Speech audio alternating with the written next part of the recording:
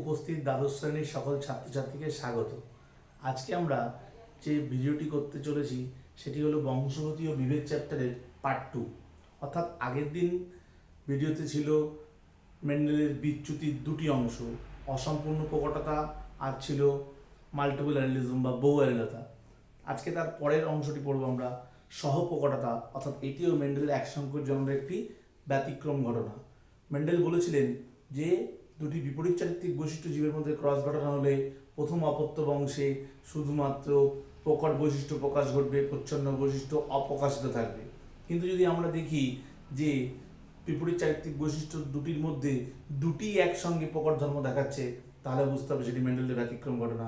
যেমন আমরা অলরেডি জেনেছি যে আমাদের রক্তের ব্লাড গ্রুপ এবি গ্রুপযুক্ত ব্যক্তি যারা আছে, এবি গ্রুপের মানুষদের ক্ষেত্রে সমস্ত ক্রোমোজোম জোড়া 9 কি আছে, নির্দিষ্ট লোকাসে আই এ অ্যালিল আছে এবং আই বি অ্যালিল আছে। এবং এবি গ্রুপযুক্ত ব্যক্তির কথার অর্থ তাদের আরবিসির উপরে এ অ্যান্টিজেনও তৈরি হয়, বি অ্যান্টিজেনও তৈরি হয়। অর্থাৎ এক্ষেত্রে আই এ অ্যালিলটিও প্রকট ধর্ম দেখাচ্ছে, আই বি অ্যালিলটাও প্রকট ধর্ম দেখাচ্ছে। যেহেতু দুটোই প্রকট ধর্ম দেখাচ্ছে, তাই এটি সহপ্রকটতার একটি গুরুত্বপূর্ণ উদাহরণ। এবি গ্রুপ ছাড়া এমএন ব্লাড গ্রুপও সহপ্রকটতার একটি গুরুত্বপূর্ণ উদাহরণ হবে।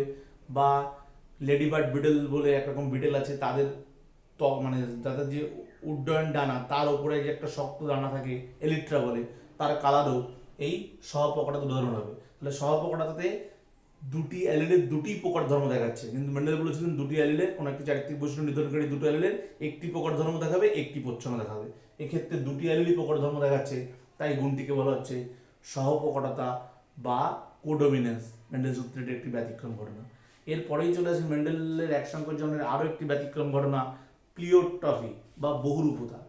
বহুরূপতা বা প্লিওট্রফি কি? মেন্ডেল বলেছিলেন একটি চারিত্রিক বৈশিষ্ট্য নির্ধারণ করার জন্য একটি জিনই দায়ী থাকবে। তাহলে একটি চারিত্রিক বৈশিষ্ট্যের জন্য একটি জিন দায়ী, তাহলে একটি জিন তার মানে সমান সমান একটি চারিত্রিক বৈশিষ্ট্য।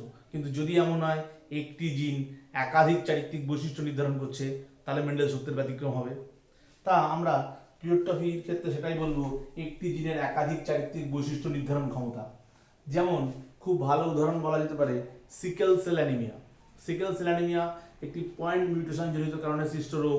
এক্ষেত্রে আরবিসির মধ্যে থাকা হিমোগ্লোবিনের ত্রুটির কারণে আরবিসি দেখতে কাস্তে আকৃতির হয়। তাহলে এক্ষেত্রে কতগুলো চারিত্রিক বৈশিষ্ট্য নির্ধারণ হয় কয়েকটা বলি। যেমন আরবিসি কাস্তে আকৃতির হওয়ায় আরবিসি 120 দিনের আগেই ধ্বংসপ্রাপ্ত হয়, ফলে অ্যানিমিয়া লাভ দেখা যায়। অর্থাৎ ব্যক্তি রক্তাল্পতা হয়, ব্যক্তি দুর্বল হয়। তাছাড়া শরীরে অতিরিক্ত পরিমাণ আরবিসি ভেঙে যায় বলে লোহা জমে যায়, লিভার এবং স্প্লিনের উপর অতিরিক্ত চাপ পড়ে। তাছাড়া এগুলো তো খারাপ দিক গেল, তবে এই আক্রান্ত সিকেল সেল অ্যানিমিয়া আক্রান্ত ব্যক্তিরা আবার ম্যালেরিয়াতেও কম আক্রান্ত হয়। তাহলে এই যে বললাম যে সিকেল সেল অ্যানিমিয়া, তার মানে দেখলাম একটি মাত্র সিঙ্গেল জিনের পয়েন্ট মিউটেশন জনিত কারণে কতগুলি রোগ লক্ষণ প্রকাশিত হলো। তার মানে স্বাভাবিক অবস্থায় এই জিনটি এতগুলো চারিত্রিক বৈশিষ্ট্যকে নির্ধারণ করছিল। সিকেল সেল অ্যানিমিয়া ছাড়াও ফিনাইল কিটোনিউরিয়াও রোগটি দিয়েও আমরা এই প্লিওট্রফির উদাহরণ দিতে পারি। প্লিওট্রফি নির্ধারণ মানে যে জিনটি প্লিওট্রফির জন্য দায়ী, সেই জিনটিকে বলা হয় প্লিওট্রফিক জিন। তাহলে এটাও মেন্ডেল সূত্রের একটি ব্যতিক্রম ঘটনা। মেন্ডেল সূত্রের আরও একটি ব্যতিক্রম ঘটনায় চলে আসি, এক সংকর জন্মের ব্যতিক্রম ঘটনা, পলিজিন উত্তরাধিকার বা বহুজিন উত্তরাধিকার বা মাল্টিজিন উত্তরাধিকার। এক্ষেত্রে বলি একটি জিন একটি চারিত্রিক বৈশিষ্ট্য নির্ধারণ করবে, এটা ছিল মেন্ডেলের কথা।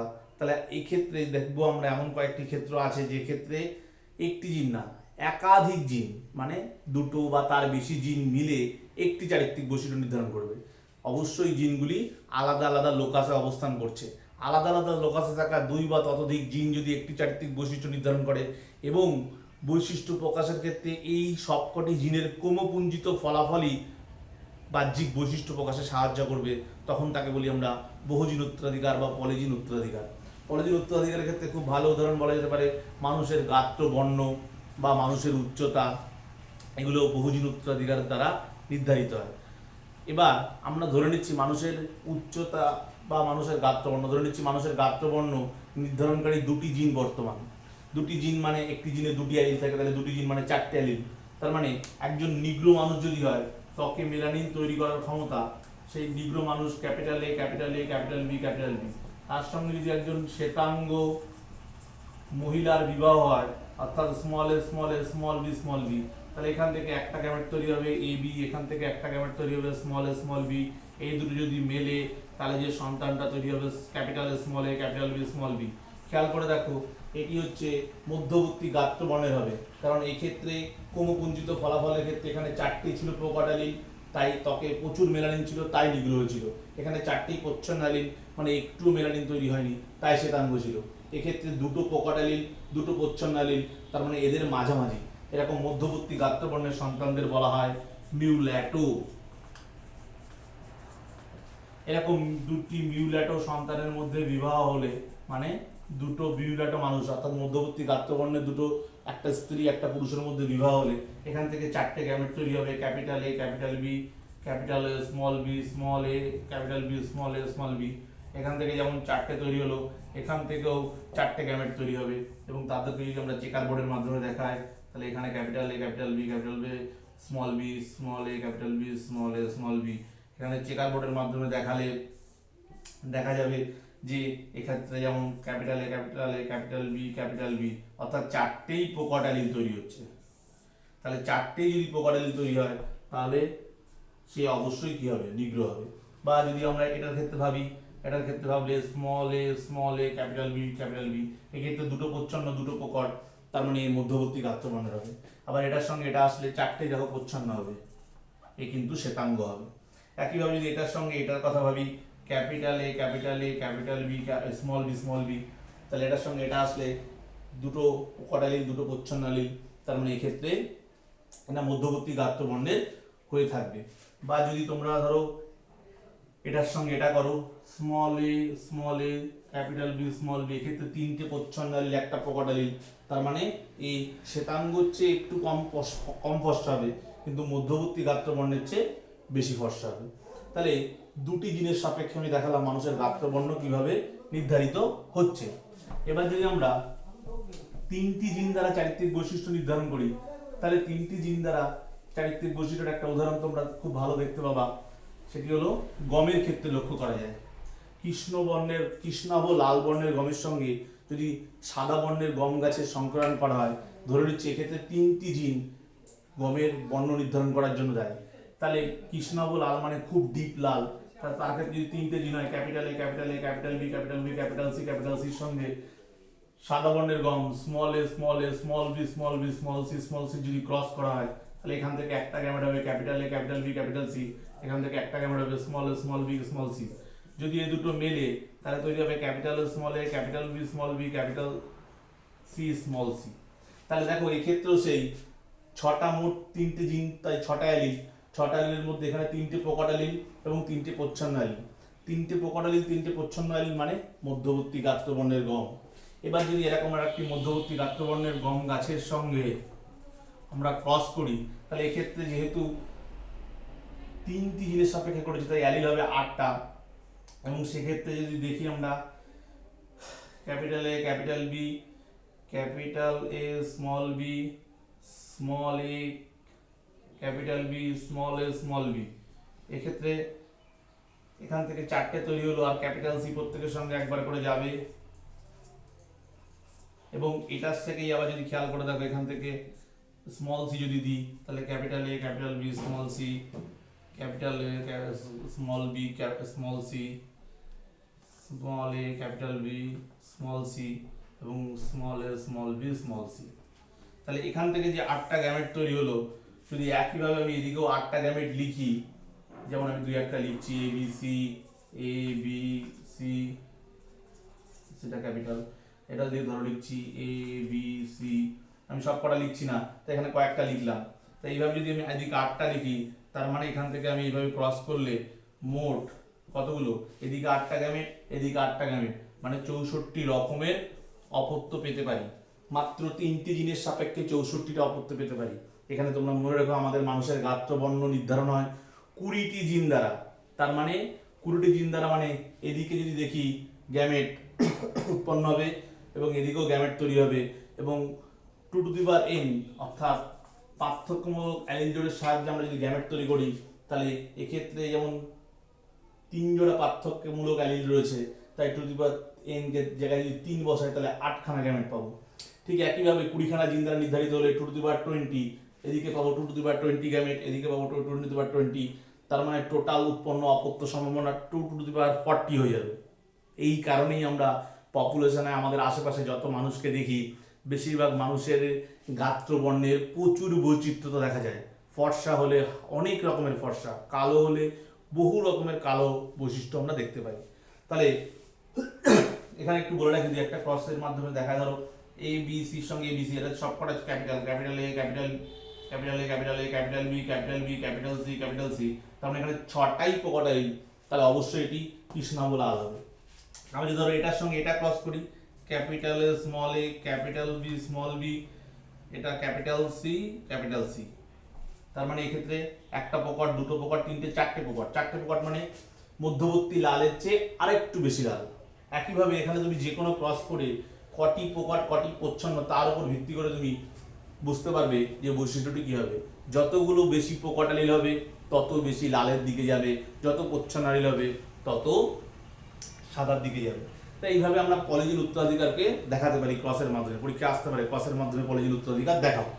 তাহলে এটাও কিন্তু মেন্ডেলের এক সংকর জননের একটি ব্যতিক্রম ঘটনা। এবং মানুষের গাত্রবর্ণ বললাম, মানুষের উচ্চতা বললাম, পলিজিন উত্তরাধিকার দ্বারা নির্ধারিত হয়। অনেক সময় পার্থক্য বলে এক জিন উত্তরাধিকার আর বহুজিন উত্তরাধিকারের পার্থক্য কি, সবসময় মনে রাখবি এক জিন উত্তরাধিকার মানে একটি লোকাসের জিন দ্বারা নির্ধারিত হয়, আর বহুজিন উত্তরাধিকার মানে একের অধিক লোকাস দ্বারা নিয়ন্ত্রিত হচ্ছে। এবং এক জিন উত্তরাধিকারের যে ফেনোটাইপ পাবো সেটা সীমিত ফেনোটাইপ পাবো পপুলেশনে, কিন্তু যদি অনেক জিন বহুজিন উত্তরাধিকার দেখি সেক্ষেত্রে একাধিক ফেনোটাইপ পাবো পপুলেশনে, তাই বৈশিষ্ট্যের বিন্যাস প্রচুর বেশি আমরা দেখতে পাবো। তাহলে এই ছিল হচ্ছে মেন্ডেলের এক সংকর জননের সবগুলি ব্যতিক্রম ঘটনা। এবার আমরা চলে আসি যে মেন্ডেল তো তার যা তত্ত্ব যা বক্তব্য সব তো জিন বা ফ্যাক্টর সম্পর্কেই দিয়েছিলেন, কিন্তু পরবর্তীকালে জানা যায় ক্রোমোজোম আবিষ্কারের পর জিনগুলো সব ক্রোমোজোমের উপরে রৈখিক বিন্যাসে অবস্থান করে। তাহলে জিনগুলো যখন ক্রোমোজোমের উপরে রৈখিক বিন্যাসে অবস্থান করে, জিন আর ক্রোমোজোমের মধ্যে কোনো সাদৃশ্যতা আছে কিনা, জিনের ধর্মগুলো ক্রোমোজোমও দেখায় কিনা, এই উপলক্ষে বিজ্ঞানী সার্টন এবং গোভেরি একটা তত্ত্ব দিয়েছিলেন, সেটাই ছিল হচ্ছে আমাদের ক্রোমোজোম তত্ত্ব। এখানে বলে রাখি বিজ্ঞানী সার্টন এবং গোভেরি ড্রসোফিলা মাছির ওপরে পরীক্ষা নিরীক্ষা চালিয়েছিলেন এবং তারপরেই কিন্তু এই ক্রোমোজোম তত্ত্ব দিয়েছিলেন। তাদের বক্তব্য অনুযায়ী ক্রোমোজোম তত্ত্ব কি বলছে, ক্রোমোজোম তত্ত্ব বলছে জিন আর ক্রোমোজোম কোনো বৈসাদৃশ্য জিনিস নয়, জিন যে ধর্মগুলো দেখায় ক্রোমোজোমও সেই ধর্মগুলোই দেখায়।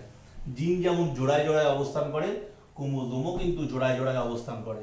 খেয়াল করে দেখো, প্রত্যেকটি চারিত্রিক বৈশিষ্ট্যের জন্য অ্যালিল বা জিন জোড়ায় থাকে। যেমন মোটর গাছের দৈর্ঘ্যের বৈশিষ্ট্য capital T capital T, capital T small T বা স্মল টি স্মল টি, জোড়ায় জোড়ায় আছে।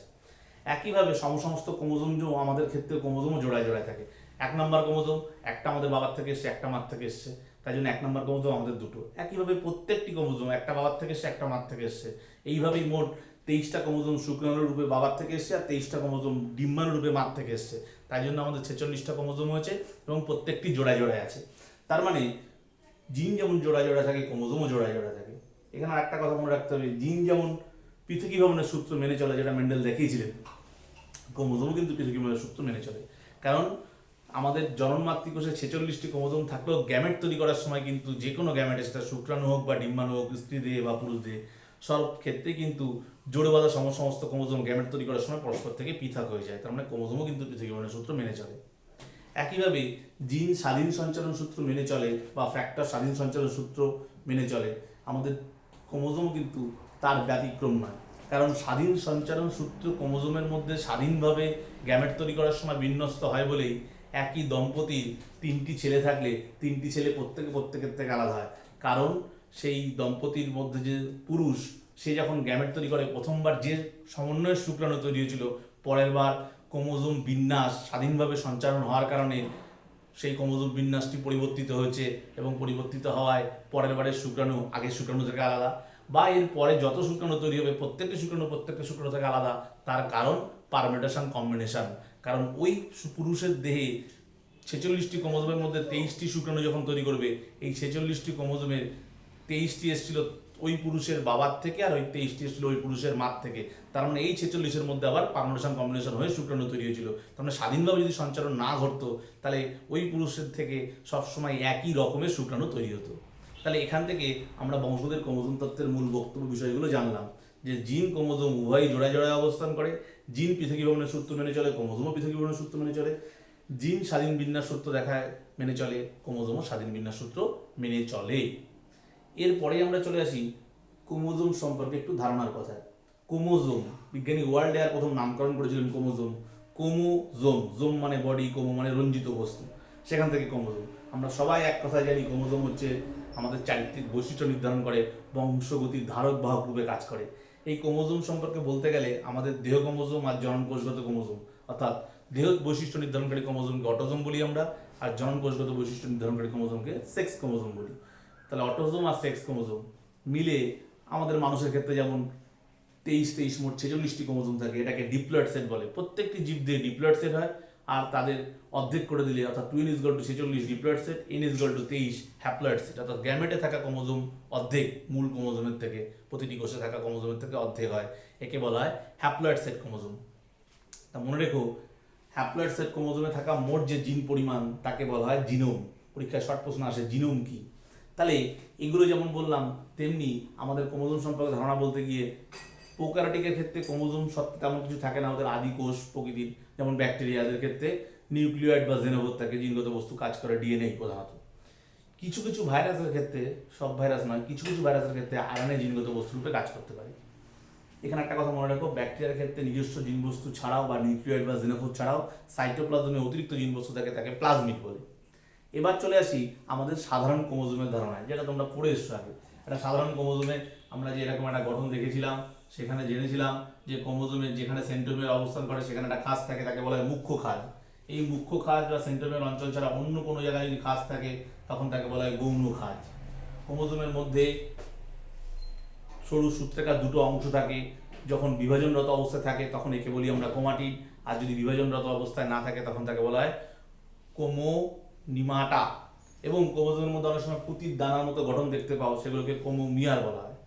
আর একটা কথা মনে রেখো তোমরা, যে ক্রোমোজোমের শেষ প্রান্তকে বলা হয় টেলোমিয়ার। অনেক সময় শেষ প্রান্ত বাল্বের মতো ফোলা হয়, তখন তাকে বলা হয় স্যাটেলাইট। স্যাটেলাইট যুক্ত ক্রোমোজোমকে স্যাট ক্রোমোজোম বলে। আর একটা কথা, যদি কোনো গৌণখাজ অঞ্চল নিউক্লিওলাস তৈরি করে, সেই নিউক্লিওলাস তৈরিকারী অংশকে বলা হয় নর রিজিয়ান, নিউক্লিয়ার অর্গানাইজার রিজিয়ান। তো এটা একটা ক্রোমোজোমের সাধারণ গঠন, তোমরা আগেও ক্লাস 10-এ পড়েছো। ক্রোমোজোমের এই সাধারণ গঠনের মধ্যে আমরা যেমন বললাম এই অংশগুলো, এর মধ্যে একটু মনে রাখো টেলোমেরিক এন্ডটা খুব গুরুত্বপূর্ণ। টেলোমেরিক এন্ডের রেপ্লিকেশন বা ডিএনএর প্রতিলিপিকরণ বাধাপ্রাপ্ত হয় বলে প্রত্যেক সময় একবার কোষ বিভাজিত হলে তার যে ক্রোমোজোম দৈর্ঘ্য থাকে, একবার বিভাজনের পর তার ক্রোমোজোম দৈর্ঘ্য আগের চেয়ে ছোট হয়। এই কারণেই একটি কোষ সাধারণত 50 বার ডিভিশনের পরে তার ক্রোমোজোম দৈর্ঘ্য এত ছোট হয়ে যায় যে যার বিভাজন ক্ষমতা হারায়। অর্থাৎ বলতে পারি এই কারণেই আমাদের কোষ কলা বুড়ো হয় বা আমরাও বুড়ো হয়ে যাই। তা ক্রোমোজোমের কথা বলতে গিয়ে ক্রোমোজোমের সেন্ট্রোমিয়ার, যেখানে মুখ্য কাজ অঞ্চল, এখানে একটা পেট বা চাকতি সদৃশ গঠন থাকে, যাকে কাইনেটোকর বলে। কোষ বিভাজনের সময় বেমতন্তুগুলো এই কাইনেটোকর অংশে আবদ্ধ হয়। তাই সেন্ট্রোমিয়ার কোনো কোনো ক্রোমোজোমে, সাধারণ ক্রোমোজোমে একটিই থাকবে, তাকে মোনোসেন্ট্রিক বলবে। ক্রোমোজোম কখনো ভেঙে গেলে তখন একটাও থাকবে না, অ্যাসেন্ট্রিক। দুটো থাকলে ডাইসেন্ট্রিক, অনেক কটা থাকলে পলিসেন্ট্রিক বলা হয়। আবার সেন্ট্রোমিয়ারটি ক্রোমোজোমের কোথায় অবস্থান করছে, মাঝামাঝি অবস্থান করলে মেটাসেন্ট্রিক, মাঝামাঝি থেকে একটু সরে অবস্থান করলে এল আকৃতির হয়ে যায়, তখন সাবমেটাসেন্ট্রিক, আর একটু সরে অবস্থান করলে অ্যাক্টোসেন্ট্রিক, একদম শেষ প্রান্তে অবস্থান করলে টেলোসেন্ট্রিক বলা হয়ে থাকে। এগুলো গেল ক্রোমোজোমের সাধারণ গঠন। এবার একটু ক্রোমোজোমের রাসায়নিক গঠনে আসতে হবে আমাদেরকে। ক্রোমোজোমের রাসায়নিক গঠনে যদি আসি আমরা, ক্রোমোজোমের মধ্যে কি আছে? ক্রোমোজোমের মধ্যে আছে হিস্টোন প্রোটিন, আছে নন হিস্টোন প্রোটিন, আর আছে ডিএনএ, আর সামান্য আরএনএ থাকে। তা হিস্টোন প্রোটিন ব্যাপারটা কি? হিস্টোন প্রোটিন হলো ক্ষারীয় প্রোটিন, ইউক্যারিওটিকদের ক্ষেত্রে বেশি পরিমাণে থাকে আর প্রোক্যারিওটিকদের ক্ষেত্রে কম থাকে। ঠিক উল্টোটা, নন হিস্টোন প্রোটিন প্রোক্যারিওটিকদের ক্ষেত্রে বেশি থাকে, ইউক্যারিওটিকদের ক্ষেত্রে কম থাকে। তা হিস্টোন প্রোটিনে কি থাকে? আর্জিনিন, লাইসিন প্রধানত থাকে, ক্ষারীয় অ্যামাইনো অ্যাসিড। আর তোমার যেটা নন হিস্টোন বললাম সেখানে থাকে হচ্ছে টাইরোসিন আর ট্রিপ্টোফ্যান। এখানে এই অংশটা ছাড়াও, হিস্টোন প্রোটিন ছাড়াও, হিস্টোন প্রোটিন নিউক্লিওজোম বলে একটি গঠনের মধ্যে আবদ্ধ থাকে, তারাও যেটা থাকে সেটা হচ্ছে ডিএনএ। ডিএনএ কি উপাদান দিয়ে তৈরি এটা আমরা জানি, পিউরিন, পিরিমিডিন, নাইট্রোজেন বেস থাকে, অ্যাডেনিন, গুয়ানিন, সাইটোসিন, থাইমিন। তাই অ্যাডেনিন, গুয়ানিন, সাইটোসিন, থাইমিনের মধ্যে ছাড়াও ডিএনএতে আর কি থাকে, নাইট্রোজেন বেস ছাড়া থাকে সুগার আর থাকে ফসফেট। নাইট্রোজেন বেসের সঙ্গে যখন সুগার যুক্ত হয় তখন তাকে বলা হয় নিউক্লিওসাইড, তার সঙ্গে ফসফেট যুক্ত হলে নিউক্লিওটাইড। নিউক্লিওটাইডই হচ্ছে ডিএনএর গঠনগত একক। একাধিক নিউক্লিওটাইড পরস্পরের সঙ্গে জুড়ে গিয়ে তৈরি করে পলিনিউক্লিওটাইড তন্তু। সাধারণভাবে একটা ডিএনএ ছবি আঁকলে আমি এরকম দ্বিতন্ত্রী গঠন এঁকে দেবো, এবং এদিকে একটা 5 প্রাইম দিলে উল্টো দিকে 3 প্রাইম, এদিকে 3 প্রাইম দিলে এদিকে 5 প্রাইম। কিন্তু কিভাবে এই গঠনটি হচ্ছে সেটি বংশগতির আণবিক ভিত্তি চ্যাপ্টারে তোমরা খুব ডিটেলসে জানবে। এখানেও আমি একটু বোঝানোর চেষ্টা করছি। এটা একটি নাইট্রোজেন বেসের সাধারণ গঠন। একটা ষড়ভুজ আর একটা পঞ্চভুজ গঠন থাকে, এবং এটা পিউরিনের ছবি আঁকছি আমি, সাধারণ গঠন। সেখানে 1, 3, 7, 9 পজিশন নাইট্রোজেন থাকে, বাদ বাকি জায়গাগুলো কার্বন দিয়ে ভরাট থাকে। এবং এখানে অ্যামাইনো 6 অ্যামিনো পিউরিন হচ্ছে অ্যাডেনিন। এখানে 6 নম্বরে যদি অ্যামাইনো চলে যায় তাহলে 6 অ্যামিনো পিউরিন অ্যাডেনিন হয়ে যাবে। বা 2 অ্যামিনো, এখানে 2 নম্বরে অ্যামাইনো গ্রুপ আছে, এখানে যদি অক্সিজেন আছে 2 অ্যামিনো 6 অক্সি পিউরিন হচ্ছে গুয়ানিন হবে। তো যাই হোক, এটা হচ্ছে আমাদের একটা নাইট্রোজেন বেসের সাধারণ ছবি পিউরিনের।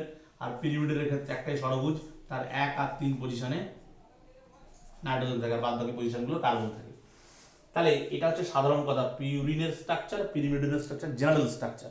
তাই পিউরিনের সঙ্গে এবার আসবে সুগার। সুগারের কথা যদি দেখি আমরা, সুগার হচ্ছে পেন্টোজ সুগার, 5 কার্বন। 5টা কার্বন কোথায় কোথায় আছে একটু বুঝে নাও। এখানটায় থাকে OH, এখানে H থাকে, এখানে H, এখানে H, এখানে OH, এখানে H, এখানে H, এখানে থাকে CH2OH। এটা 1 নম্বর কার্বন, এটা 2, এটা 3, এটা 4, এটা 5। এটাকে বলা হয় পেন্টোজ সুগার, 5 কার্বন যুক্ত সুগার বা রাইবোজ সুগার। এখানে যেহেতু ডিএনএর ক্ষেত্রে তাই ডিঅক্সি রাইবোজ, 2 নম্বর পজিশনে শুধু হাইড্রোজেন আছে, অক্সিজেন নেই। তাই এই ডিঅক্সি রাইবোজ সুগারের সঙ্গে নাইট্রোজেন বেস যুক্ত হবে। মনে রাখো, যদি পিরিমিডিন যুক্ত হয় তাহলে একের সঙ্গে এই পজিশনের সঙ্গে 9, এই হাইড্রোজেনটা উঠে গিয়ে অক্সিজেনের সঙ্গে এখানে গ্লাইকোসাইডিক বন্ড করে 9 এর এই অংশটা যুক্ত হয়ে যাবে। আর যদি পিরিমিডিন যুক্ত হয় তাহলে একের সঙ্গে 1 যুক্ত হবে, হাইড্রোজেনটা উঠে গিয়ে অক্সিজেনের সঙ্গে যুক্ত হয়ে যাবে। তাহলে এই নাইট্রোজেন বেসের সঙ্গে যখন সুগার যুক্ত হয়ে যাবে তখনই হয়ে যাবে সেটা নিউক্লিওসাইড। তাই আমি এখানে একটু নিউক্লিওসাইডকে সাধারণভাবে লিখে দিই, N2 বেস লিখে দিলাম, উল্লেখ করলাম না কি নাইট্রোজেন বেস আছে। তাহলে নাইট্রোজেন বেস সুগার, তাহলে এটা গেল নিউক্লিওসাইড। এবার এই OH এর এখান থেকে উড়ে গিয়ে যদি এখানটায় ফসফরিক অ্যাসিডের PO4 এসে জুড়ে যায়, PO4 এসে জুড়ে গেলে তাহলে নাইট্রোজেন বেস সুগার ফসফেট হয়ে গেল নিউক্লিওটাইড। এই নিউক্লিওটাইডই হচ্ছে ডিএনএ গঠনগত একক। তাহলে পরের ছবিটা তো যদি আমি একটা নিউক্লিওটাইড এরকম এঁকে দিই, পরের ছবিতে আর একটা নিউক্লিওটাইড আঁকছি, মানে নাইট্রোজেন বেস সুগার আঁকছি। এগুলো আমি দিচ্ছি না, হাইড্রোজেন আছে সব এখানে, এখানে OH আছে, এখানটায় হাইড্রোজেন আছে, এখানটায় CH2PO4 আছে। তার মানে nitrogen base sugar phosphate, nitrogen base sugar, তার মানে দুটো নিউক্লিওটাইডকে আমি পাশাপাশি এঁকেছি। এবার যখন নিউক্লিওটাইডগুলো পরস্পরের সঙ্গে যুক্ত হয় তখন এখানে হাইড্রোজেনটা উঠে যায় এবং এখানে PO3 হয়ে যাবে, এই ওটা এখানে যুক্ত হয়ে PO4 হলো। এবং এই যে বন্ধনটা তৈরি হলো এটাকে বলা হয় ফসফোডাইএস্টার বন্ড। এরপরের ধাপে আবার হাইড্রোজেনটা উঠে গিয়ে এখানে আবার একটা নিউক্লিওটাইড যুক্ত হতে পারবে। এইভাবে নিউক্লিওটাইডগুলো পরস্পরের সঙ্গে জুড়ে যায়, জুড়ে গিয়ে তৈরি করে পলিনিউক্লিওটাইড তন্তু, অর্থাৎ ডিএনএর একটা তন্তু তৈরি করে। এবং খেয়াল করে এটা 5 নম্বর কার্বন বলে এখানে 5 প্রাইম থাকবে, আর এখানে 3 নম্বর কার্বনের OH এর মুক্ত হয়েছে বলে এখানে লাস্টে 3 প্রাইম থাকবে। এখানে প্রাইম ইউজ করা হচ্ছে তার কারণ, একবার আমরা নাইট্রোজেন বেসে কার্বন নাম্বারিং এর সময় 1 2 3 4 ব্যবহার করছি, আর একবার সুগারের জন্য 1 2 3 4 ব্যবহার করছি।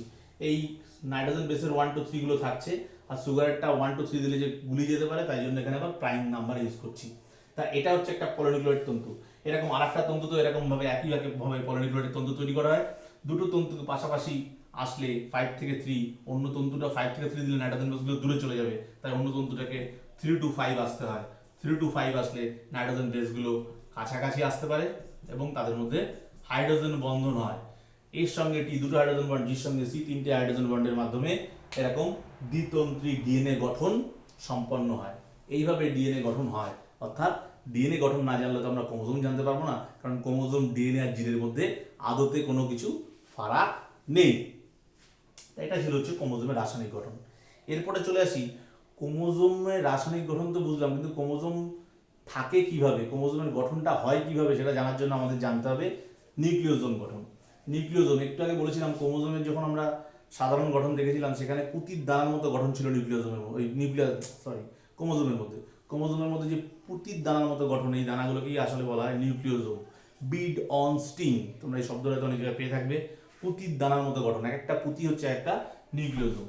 এখানে জানার জন্য বলে রাখি নিউক্লিওজোম গঠনে গুরুত্বপূর্ণ হচ্ছে histone protein. Histone protein, arginine, lysine, amino অ্যাসিডের পরিমাণগত পার্থক্যের উপরে আমরা হিস্টোন প্রোটিনকে পাবো কত রকমের, H1 হিস্টোন পাবো, H2A পাবো, H2B পাবো, H3 পাবো আর H4 পাবো।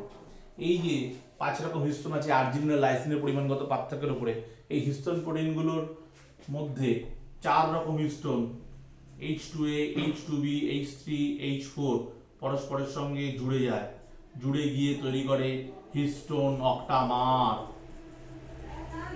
এই হিস্টোন অক্টামার যেটা তৈরি হলো, এখানে H2A আছে, H2B আছে, H3 আছে, H4 আছে, প্রত্যেকটি দুটি করে মিলিয়ে হিস্টোন অক্টামার তৈরি করে। এবং এই হিস্টোন অক্টামারকে ঘিরেই অবস্থান করে আমাদের ডিএনএ।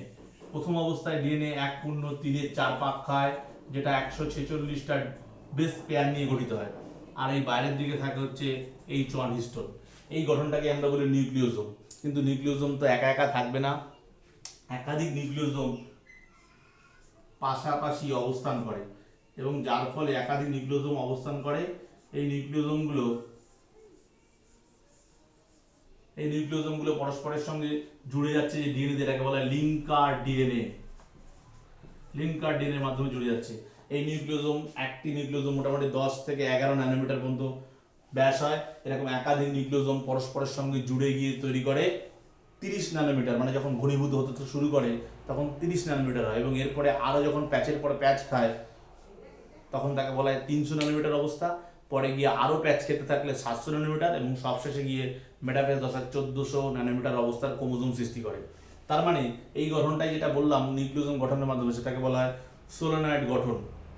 সোলেনয়েড গঠনের মাধ্যমে একটি নিউক্লিওজোম পরবর্তীতে সুপার সোলেনয়েড, আল্ট্রা সোলেনয়েডের মাধ্যমে একদম মেটাফেজ দশার ক্রোমোজোম তৈরি করে। এই অবস্থায় যখন 1:3 4 পাক খাচ্ছে, যখন একাধিক নিউক্লিওজোম পরস্পরের সঙ্গে জুড়ে অবস্থান করছে, তখন কিন্তু এটা সম্পূর্ণ 2 পাকে রূপান্তরিত হয় এবং বেস পেয়ার সংখ্যা 146 থেকে 166-তে পৌঁছে যায়।